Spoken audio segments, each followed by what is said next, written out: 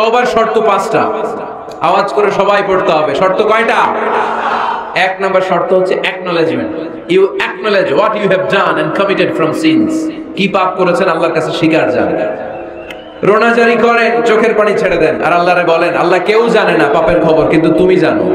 এই আকাশের নিচে জমিনের উপরে আমার চাইতে বড় পাপী আর নাই, এমন কোন পাপ নাই যেটা আমি করি নাই, ঠিক কি না? পৃথিবী না জানুক আমি তো জানি আমি কি পাপ করেছি হায়। পৃথিবী না জানুক আমি তো জানি আমি কি পাপ করেছি হায়। আমার পাপের করলে বিচার, বাঁচার আমার নাই উপায়। দয়াময় প্রভু মাফ করো আমায়, মাফ করো আমায়। পড়েন আমিন। প্রথমে অ্যাকনলেজমেন্ট, স্বীকার যেতে হবে যে আল্লাহ আমি পাপী, আমি পাপীর ঘরের পাপী। তওবার প্রথম শর্ত হচ্ছে অ্যাকনলেজমেন্ট। ইউ অ্যাকনলেজ, আপনি স্বীকার যাবেন আল্লাহ আমি সবচেয়ে বড় পাপী। স্বীকার যেতে পারবেন? হ্যাঁ, নিজের পাপী বলতে আল্লাহর কাছে লজ্জা লাগবে নাকি? আপনাদের লজ্জা লাগবে?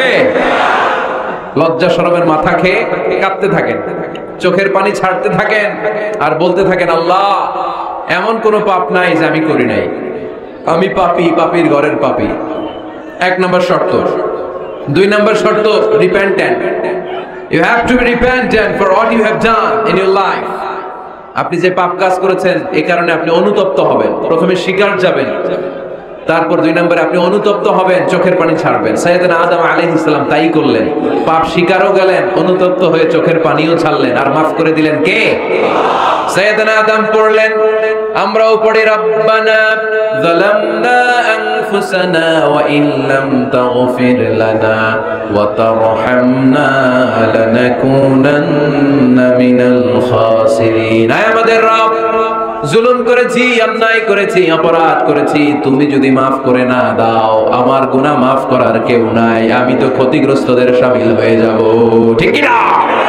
কেউ নাই, আল্লাহ ছাড়া মাফ করার কেউ আছে? চোখের পানি ছেড়ে হাত দুইটা তুলে আল্লাহরে বলেন আল্লাহ আমি ছাড়া এই দুনিয়ায় তোমার বান্দার অভাব নাই। আল্লাহ আমি ছাড়া এই দুনিয়াতে তোমার গোলামের অভাব নাই, কিন্তু তুমি ছাড়া আমার আর কোনো রব না। তুমি ছাড়া আমার কথা শোনার, আমার ডাকে সাড়া দেওয়ার দ্বিতীয় আমার কেউ না।